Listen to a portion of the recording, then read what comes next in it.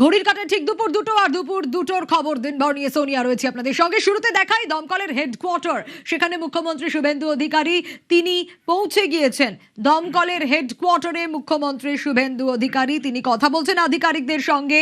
এর আগে আমরা দেখেছি বটগঞ্জ থানায় তিনি গিয়েছিলেন, ফাইল খতিয়ে দেখছিলেন, লকআপ দেখছিলেন এবং ইকবালপুরেও পৌঁছে গিয়েছিলেন সারপ্রাইজ ভিজিটে। এবার যে ছবি আপনাদের দেখাচ্ছি দমকলের হেডকোয়ার্টারে মুখ্যমন্ত্রী, আরো ডিটেল আপডেট নিয়ে এখনকার ছবিটা জানবো।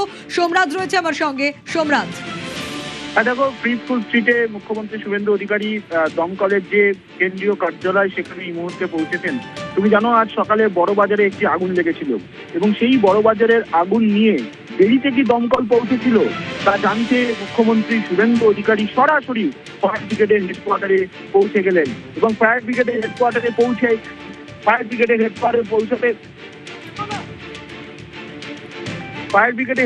পৌঁছে তিনি সরাসরি যারা কন্ট্রোল রুমে বসে থাকেন ফায়ার ব্রিগেডের হেডকোয়ার্টারে তাদের থেকে জেনে নিচ্ছেন এবং তিনি যেটা জানছেন যে একটি যদি কন্ট্রোল রুমে আগুন নিয়ে কোনো ফোন আসে তার রেসপন্স টাইম কতটা থাকে। মুখ্যমন্ত্রী শুভেন্দু অধিকারী তিনি সেটা জেনে নিচ্ছেন যে তার রেসপন্স টাইম কতটা থাকে সেটা তিনি জেনে নিচ্ছেন এবং সেটা জেনে নেওয়ার পরেই মুখ্যমন্ত্রী শুভেন্দু অধিকারী তারপর তিনি নির্দেশ দিচ্ছেন যে রেসপন্স টাইম নিয়ে আরো সতর্ক থাকতে হবে। এই নির্দেশ মুখ্যমন্ত্রী শুভেন্দু অধিকারী ইতিমধ্যেই দিয়েছেন। দমকলের যিনি ডিজি অনুজ শর্মা এবং দমকল দপ্তরের যিনি সচিব খলিল আহমেদ তাদেরকে এই নির্দেশ দিচ্ছেন মুখ্যমন্ত্রী শুভেন্দু অধিকারী যে রেসপন্স টাইম আরো এগিয়ে আনতে হবে এবং বড়বাজারে যে আগুনটি লেগেছিল সেখানে রেসপন্স টাইম কতটা ছিল। মুখ্যমন্ত্রী শুভেন্দু অধিকারী কন্ট্রোল রুমের সেখানেই গেছেন যেখানে মূলত আগুন লাগলে ফোন আসে এবং সেখানেই মুখ্যমন্ত্রী শুভেন্দু অধিকারী থাকাকালীনই একটি ফোন আসলো এবং মুখ্যমন্ত্রী শুভেন্দু অধিকারী তিনি নিজে সেই ফোনটি ধরে জানতে চাইলেন যে কোথায় আগুন লেগেছে।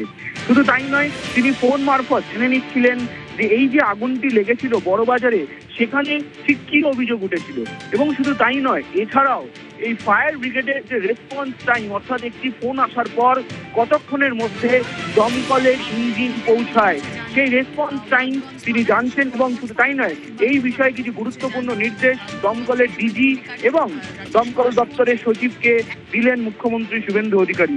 তুমি দেখেছো ইতিমধ্যে ওয়াটগঞ্জ থানা ও ইকবালপুর থানায় সারপ্রাইজ ভিজিট করেছেন মুখ্যমন্ত্রী শুভেন্দু অধিকারী এবং তারপর সেই ভিজিটের পর দমকলের সদর দপ্তর প্রিন্সপুল স্ট্রিটে তিনি পৌঁছে যান এবং তিনি কিছুক্ষণ আগে সেখানে পৌঁছেই মূলত বড় বাজারের যে আগুন লেগেছিল সেই আগুন নিয়ে তিনি খোঁজ খবর নেন।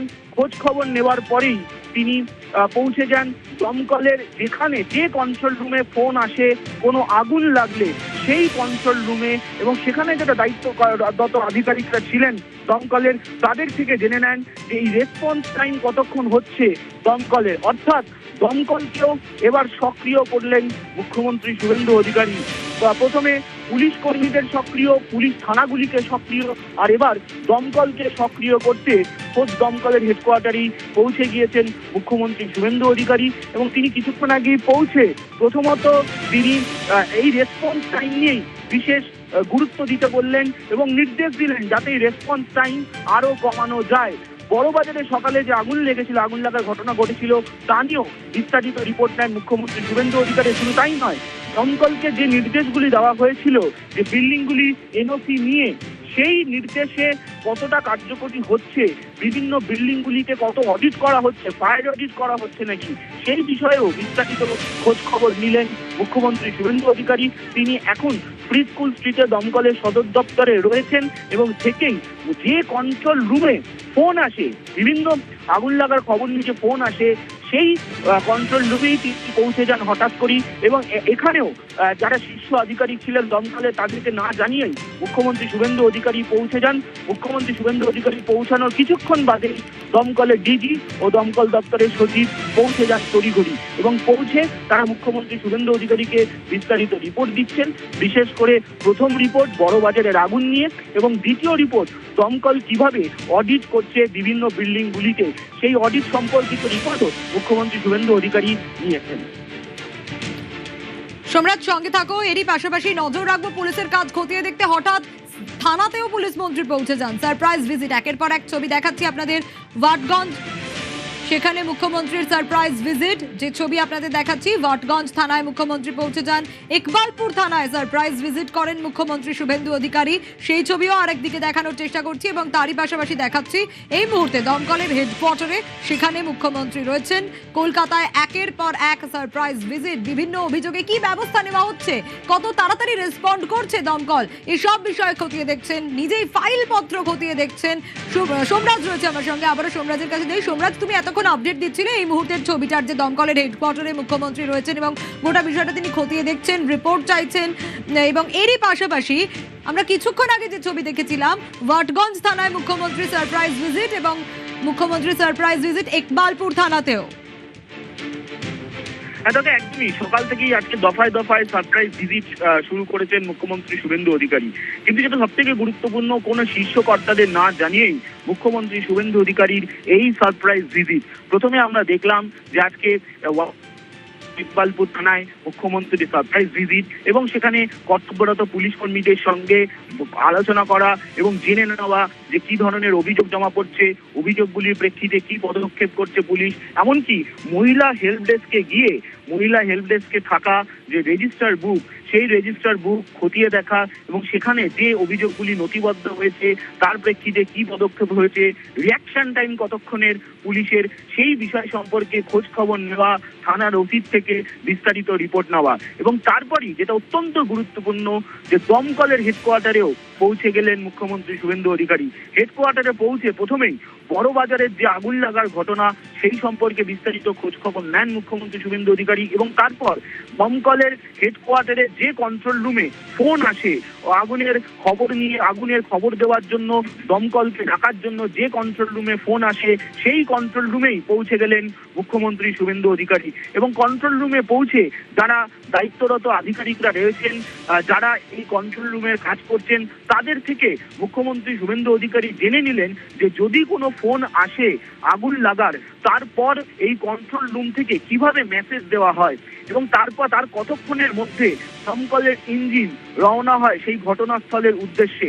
অর্থাৎ এই রিয়াকশন টাইম কতটা, সেই বিষয় সম্পর্কেই খোঁজ খবর নেন মুখ্যমন্ত্রী শুভেন্দু অধিকারী। তিনি যে দমকলের হেডকোয়ার্টারে যাচ্ছেন সেটাও কিন্তু দমকলের শীর্ষকর্তারা জানতেন না। মুখ্যমন্ত্রী পৌঁছানোর কিছুক্ষণের মধ্যেই দমকলের ডিজি ও দমকল দপ্তরের সচিব পৌঁছে যান হেডকোয়ার্টারে এবং তারা যখন পৌঁছান সেই সময় মুখ্যমন্ত্রী শুভেন্দু অধিকারী স্পষ্ট নির্দেশ দেন যে রেসপন্স টাইম কমাতে হবে। শুধু তাই নয়, বড় বাজারের আগুন নিয়ে কোনো অভিযোগ উঠেছিল নাকি এবং সেই অভিযোগ যদি উঠে থাকে সেই বিষয়ে আরো সতর্ক থাকতে হবে মুখ্যমন্ত্রী শুভেন্দু অধিকারী সেই নির্দেশ দেন। নির্দেশ দেওয়ার পর তিনি এই মুহূর্তে ফ্রি স্কুল স্ট্রিট থেকে বেরোচ্ছেন পরবর্তী কর্মসূচির জন্য।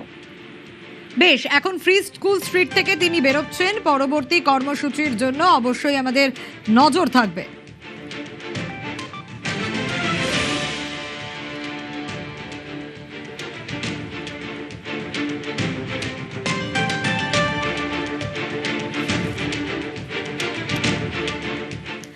আর এবার নজর রাখবো হাসপাতাল পরিদর্শনে স্বাস্থ্যমন্ত্রী শরৎ মুখোপাধ্যায়। হ্যাঁ, কলকাতা মেডিকেল কলেজে স্বাস্থ্যমন্ত্রী পৌঁছে যান এবং ইডেন ব্লক পরিদর্শন করেন তিনি। স্বাস্থ্যমন্ত্রী শরৎ মুখোপাধ্যায় তিনি ইডেন ব্লকে পৌঁছে যান এবং এখানে মূলত প্রসূতিরা যারা রয়েছেন সেই জায়গা দেখছেন তিনি, গোটা বিষয়ে কথা বলছেন চিকিৎসকদের সঙ্গে। অভিজিৎ রয়েছে আমার সঙ্গে। অভিজিৎ, আজকে কলকাতা মেডিকেল কলেজ, সেখানে আজকে বিশ্ব স্তন্য দুগ্ধ পালন সপ্তাহর উদযাপন ছিল এবং সেখানে স্বাস্থ্যমন্ত্রী শরৎ মুখোপাধ্যায় সেখানে মেন অডিটোরিয়ামে এসেছিলেন।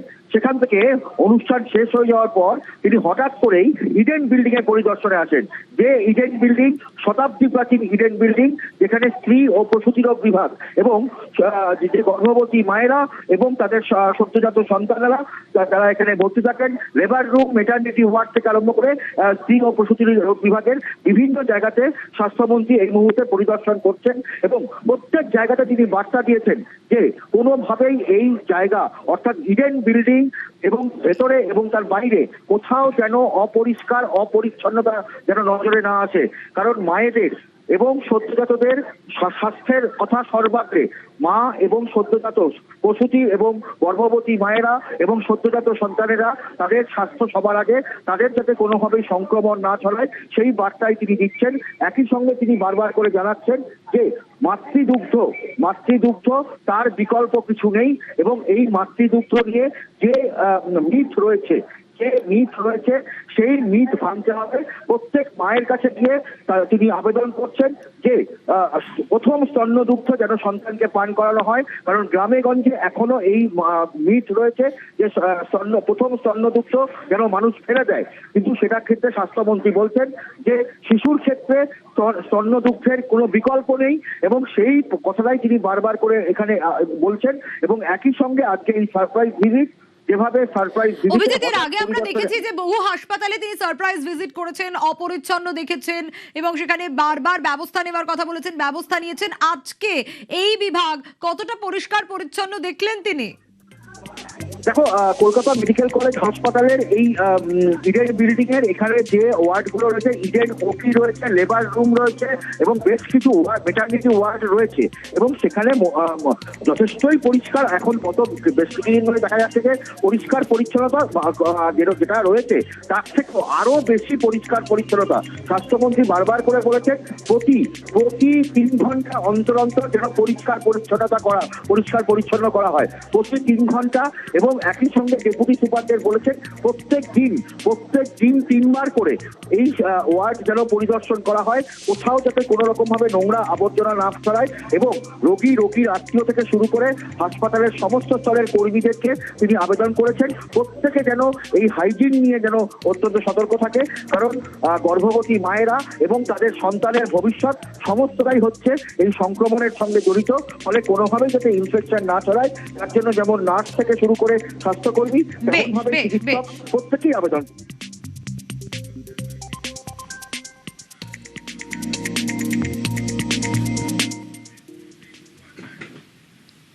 রোজই দুর্নীতির খবর আমরা দেখাচ্ছি, কিন্তু তারপরেও শেষ হচ্ছে না। হ্যাঁ, ক্যাগ রিপোর্ট প্রকাশিত হয়েছে। এই সরকার ক্ষমতায় আসার পর বলেই ছিল যে ক্যাগ রিপোর্ট প্রকাশ করা হবে, কারণ তৃণমূলের আমলে তো বছরের পর বছর পেরিয়েছে, ক্যাগ রিপোর্ট প্রকাশ হয়নি। আর এবার যখন বিজেপি সরকার ক্ষমতায় এলো এ রাজ্যে, আর একের পর এক ক্যাগ রিপোর্টে দুর্নীতির পর্দাফাঁস হচ্ছে। এই যে বলছিলাম, রোজই আমরা খবর দেখাচ্ছি দুর্নীতির, কিন্তু তারপরেও শেষ হচ্ছে না, কারণ একদিনে শেষ করা সম্ভব নয়। এ যেন দুর্নীতির অন্তহীন এক মেগা সিরিয়াল চলছে, যেখানে প্রতিদিন নতুন নতুন এপিসোড, আর প্রত্যেকটা এপিসোডেই ফাঁস হচ্ছে জনগণের টাকা লুটের নতুন উপাখ্যান। আজকের এপিসোডে কি থাকবে জানেন? আজকের এপিসোডে থাকছে জলের টাকা জলে।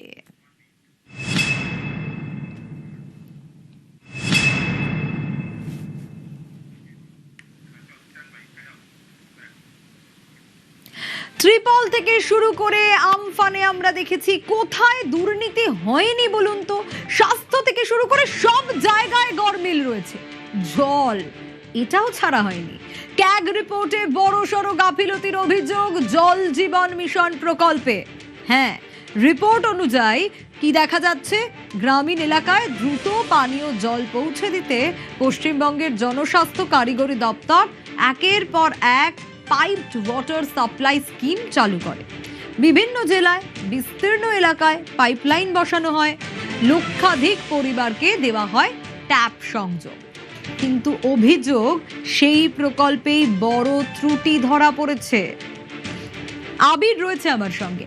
আবির, বিভিন্ন ক্ষেত্রে আমরা দেখতে পাচ্ছি ক্যাগ রিপোর্ট যখনই প্রকাশিত হচ্ছে বিভিন্ন ক্ষেত্রেই দুর্নীতির গন্ধ আসছে, দুর্নীতির পাহাড় প্রমাণ দুর্নীতি এক একটা জায়গায় হিসেবে প্রচুর গরমিল।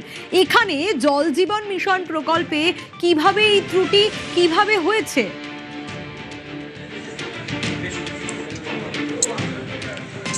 দেখো, এটাতে হচ্ছে যে গ্রামে গ্রামে বাড়িতে বাড়িতে যে পানীয় জল পৌঁছে দেওয়ার যে ব্যবস্থা, সে ব্যবস্থা করার কথা ছিল। এবং তুমি জানো যে এর আগেও রাজ্য না কেন্দ্র কে অর্থ দেবে তা নিয়েও একাধিক সময় এই নিয়ে বিস্তারিত আলোচনা হয়েছে এবং বরাবরই রাজ্যের তরফ থেকে অভিযোগ করে বলা হতো যে কেন্দ্রীয় সরকারের কাছ থেকে উপযুক্ত অর্থ তারা পাননি এবং তা নিয়েও এর আগে একাধিক সময় যে বিতর্ক তা তৈরি হয়। তো এখন নতুন করে যেটা দেখতে পাওয়া যাচ্ছে সেটা হচ্ছে যে এই জায়গাগুলিতে যে জলের যে পাইপলাইন যেটা পৌঁছে দেওয়া হয়েছে সেখানে বহু বাড়িতে এখনো পর্যন্ত নির্দিষ্টভাবে সেই জল পাওয়া যাচ্ছে না।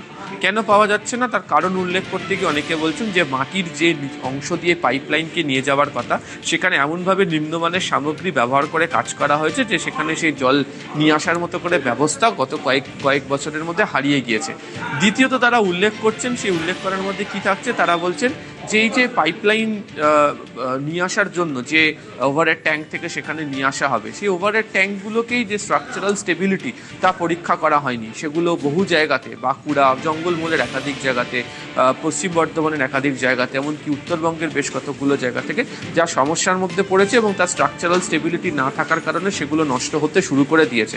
তৃতীয়ত যে বিষয়গুলোকে নিয়ে তাদের মধ্যে উল্লেখযোগ্যভাবে ঘোরাফেরা করেছে সেটা হচ্ছে যে এই যে পরিশ্রুত পানীয় জলের কথা বলা হচ্ছে, সেই পরিশ্রুত পানীয় জল কতটা পরিশোধিত, সত্যি কি এটা পরিশোধিত, এটা মানুষের কাছে পৌঁছানোর জন্য যে ধরনের ব্যবস্থা রাখা উচিত ছিল সেই ধরনের ব্যবস্থাই তো তারা করে উঠতে পারেননি। ফলে এখানেও দাঁড়িয়ে হচ্ছে গাফিলতির যে বিষয়, সেই গাফিলতির বিষয়টা সামনে এসছে এবং এই গোটাটাই হচ্ছে রিপোর্টের মধ্যে সামনে তারা উল্লেখিত করেছেন এবং সেই উল্লেখের পরিপ্রেক্ষিতে তাদের বক্তব্য যে রাজ্য সরকারের তরফ থেকে যে ঠিকাদারি সংস্থা বা যে প্রকল্পগুলোকে গ্রহণ করে তাদের কাজ করা দরকার ছিল সেখানেই হচ্ছে অর্থের অপচয় হয়েছে, নয়ছয় করা হয়েছে এবং প্রকৃত অর্থে যে ডিপিআর তৈরি করে কাজ করাটা দরকার ছিল তারা সেটাকে করে উঠতে পারেনি, যার জেরেই এই সমস্যা এবং মানুষকে তার জন্য ভুগতে হচ্ছে। বেশ, সঙ্গে থাকো আবির। রাস্তা থেকে বাড়িতে বাড়িতে চলে গিয়েছে পাইপ লাইন, কিন্তু জল আসছে কি? দেখি, এখানে একটা কল রয়েছে।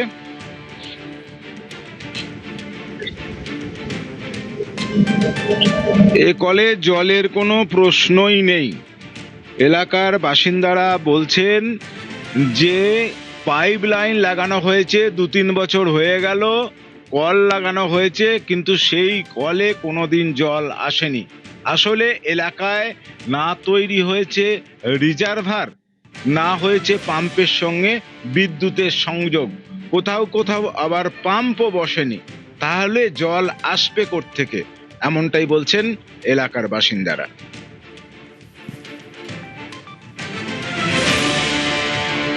নজর রাখবো। বিশেষজ্ঞদের মতে তো পানীয় জলের মাধ্যমে দীর্ঘদিন ধরে আর্সেনিক সেগুলো শরীরে প্রবেশ করছে, ত্বকের দীর্ঘস্থায়ী সমস্যা, সেখান থেকে মূত্রাশয়, কিডনি, ফুসফুসের ক্যান্সারের ঝুঁকি উল্লেখযোগ্যভাবে বেড়ে যাচ্ছে। এক্ষেত্রেও কিন্তু অনেকগুলো সমস্যা তৈরি হয়েছে। আবিরের কাছ থেকেই জানতে চাইবো এ বিষয়ে আরো ডিটেল। আবির, দেখো, উত্তর 24 পরগনা, নদিয়া, মুর্শিদাবাদ এছাড়া বেশ কতগুলো জেলা রয়েছে, তার মধ্যে বীরভূমও রয়েছে, যেখানেগুলোতে আর্সেনিক প্রবণতা এবং একই সঙ্গে হচ্ছে ফ্লুরাইডের যে প্রবণতা অনেকটা বেশি।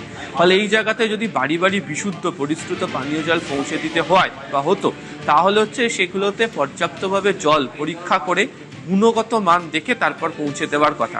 কিন্তু বাস্তবে দেখতে পাওয়া গেছে যে গুণগত মান পরীক্ষা করার জন্য যে ব্যবস্থা নেওয়া দরকার ছিল সেই ব্যবস্থা এই জল জীবন মিশনের ক্ষেত্রে গ্রহণ করা হয়নি এবং তার জেরেই হচ্ছে সমস্যা তৈরি হয়। এবং বছরের পর বছর যেহেতু মানুষের মধ্যে শরীরে বিষাক্ত জিনিস প্রবেশ করেছে, দানা বেঁধেছে, ফলে তাতেই সমস্যাটা আরও বৃহত্তর আকার ধারণ করেছে।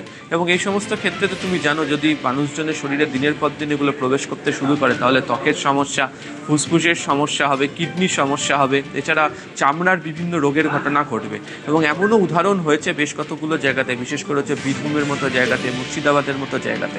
ফলে এক্ষেত্রে দাঁড়িয়ে যে ল্যাবরেটরি প্রতিষ্ঠা করা, সেই ল্যাবরেটরি থেকে জল যথাযথভাবে পরীক্ষা করে পাঠানোর যে জায়গা, সেখানেও মস্ত বড় ত্রুটি থেকে গিয়েছিল। এবং যেটা অভিযোগ আকারে বলা হয়েছে যে ত্রুটিগুলোকে মেটানোর জন্য যে ধরনের ব্যবস্থা করা দরকার ছিল, যখন এইগুলোর প্রকল্প তৈরি করা হয়েছিল তখন সেগুলোতে নজর দেওয়া হয়নি। যে ঠিকাদারদের মারফতে কাজ করানো হয়েছিল সেখানেও কোনোভাবে নজরদারি করা হয়নি। ফলে তার যে এই জলের মধ্যে যেটাকে পবিত্র হিসেবে মানুষজন পান করেছেন সেখানেই আসলে বিষ লুকিয়েছিল। আবির, আরো একটা বিষয় একটু তোমার কাছ থেকে জানতে চাইবো, তার কারণ আমরা দেখেছি যে রাজ্যের বিভিন্ন প্রান্তে নানা ঘটনা এই বিগত 15 বছরে তো আমরা দেখেছি যে নিউ টাউনে টাইফয়েড, হেপাটাইটিসে সংক্রমিত হন প্রায় বহু বাসিন্দা, 50 জনেরও বেশি। পানিহাটিতে আমরা দেখেছি যে মৃত্যু পর্যন্ত হয়েছে ডায়রিয়ায় আক্রান্ত হয়ে। কোথাও গিয়ে আবির, এই যে ক্যাগ রিপোর্ট, রাজ্যের বিভিন্ন প্রান্তে ঘটে যাওয়া একাধিক ঘটনাও তো ক্যাগের যে পর্যবেক্ষণ তার সঙ্গে একেবারে মিলে যাচ্ছে।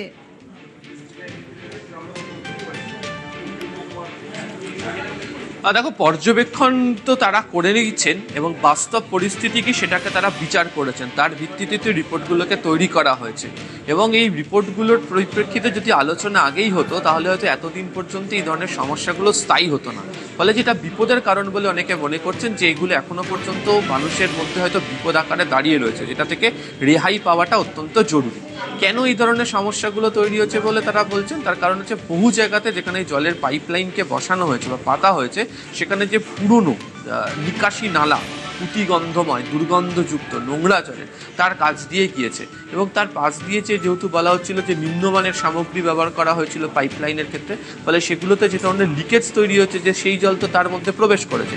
তুমি যে জায়গাগুলোর কথা বললে অর্থাৎ পানিহাটি, হাওড়া, নিউ টাউন, প্রচুর জায়গাতে এই কারণেই হচ্ছে যে বছরের পর বছর সময় ধরে হচ্ছে ডায়রিয়া, কখনো গিয়ে হচ্ছে তোমার হচ্ছে চামড়ার রোগ, ফুসফুসের সমস্যা পরের পর সময় ধরে ঘটে গিয়েছে। তাহলে এক্ষেত্রে দাঁড়িয়ে যদি আগেই এই রিপোর্টগুলোর পরিপ্রেক্ষিতে রাজ্য সরকার আলোচনা করতো, ব্যবস্থা গ্রহণ করতো, তাহলে আজকে এই দিনটা দেখতে হতো না। ফলে সেটা একটা মস্ত বড় আশঙ্কার কারণ বা মাথা ব্যথার কারণ হয়ে দাঁড়াচ্ছে হচ্ছে প্রত্যেকের কাছে। বেশ হবে।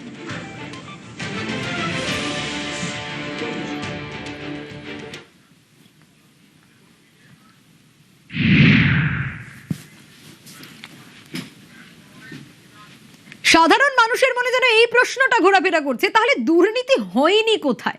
যেখানেই হাত দেওয়া হচ্ছে সেখান থেকেই দুর্নীতির খবর পাওয়া যাচ্ছে, সেখান থেকেই দুর্নীতির অভিযোগ উঠে আসছে। বাংলায় যে জল জীবন মিশন প্রকল্পে বিস্তর জালিয়াতি, হ্যাঁ অভিযোগ এরকমটাই। কাগজে কলমে কি দেখানো হয়েছে জানেন? অনেকটাই কাজ হয়ে গেছে, কিন্তু বাস্তবে কি হয়েছে? কিচ্ছু হয়নি বাস্তবে।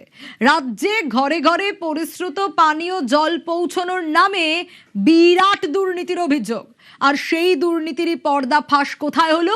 এই ক্যাগ রিপোর্টে।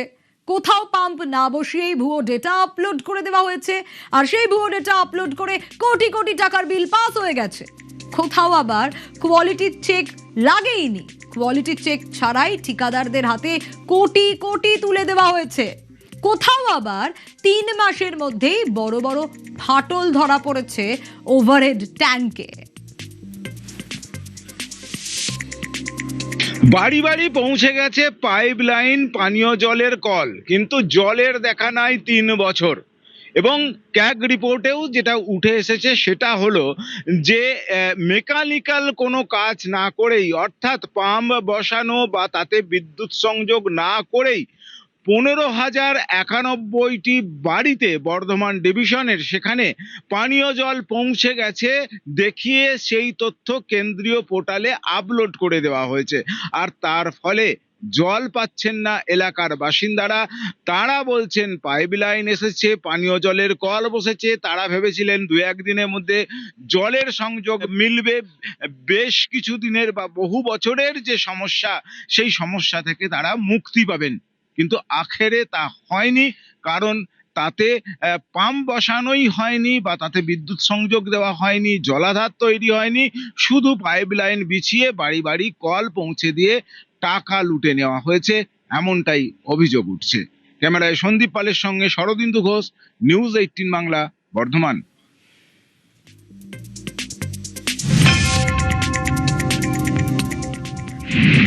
পাইপ বসাতে জল আসবে, ট্যাঙ্কটা করতে হবে তো, জলটা আসবে তো, তাহলে পাম্প বসাতে হবে তো, জলটা তো আসবে।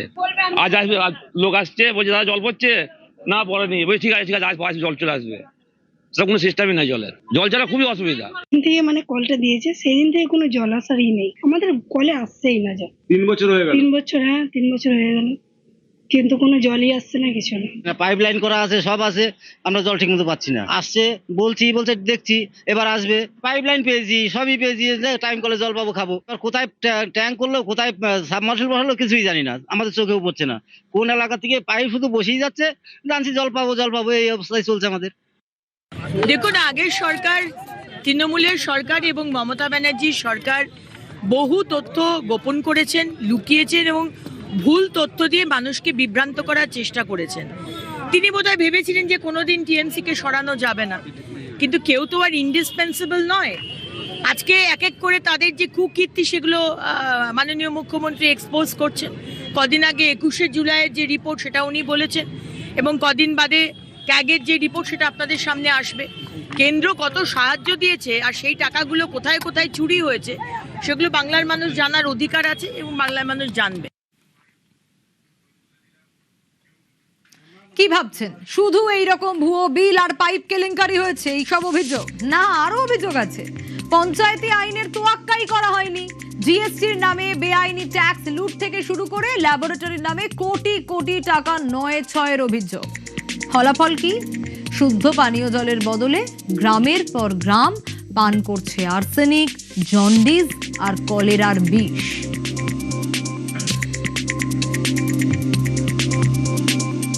জল জীবন মিশন প্রকল্পে তৃণমূল জামানায় ব্যাপক দুর্নীতির অভিযোগ করছেন গ্রামের মানুষজন। প্রচুর মানুষ তারা কিন্তু এই প্রকল্পে জলের সুবিধা থেকে বঞ্চিত, অথচ সরকারের যে টাকা খরচ হয়েছে বাড়িতে বসেই পরিশ্রুত পানীয় জল পাওয়ার কথা ছিল এই সব মানুষদের। এই গ্রামের অর্ধেক অংশ গ্রামবাসীরা যেটা বলছেন, ঠিক এতদূর পর্যন্ত এই এলাকায় পাইপ রয়েছে পরিশুদ্ধ পানীয় জলের, কিন্তু এর পেছনে যে গ্রাম রয়েছে সেখানে পানীয় জলের সংযোগের যে পাইপলাইন, সেই পাইপলাইনই তৈরি করা হয়নি। অথচ প্রকল্প হয়ে গিয়েছে, প্রকল্প চালু, প্রকল্পের কাজ প্রায় শেষ, অথচ এই সব মানুষ কবে জল পাবেন তা তারা জানেন না। সরকারি টাকা নয়ছয় হয়েছে, লুটপাট হয়েছে তৃণমূলের জামানায়, এমনটাই অভিযোগ তুলছেন স্থানীয় মানুষজন।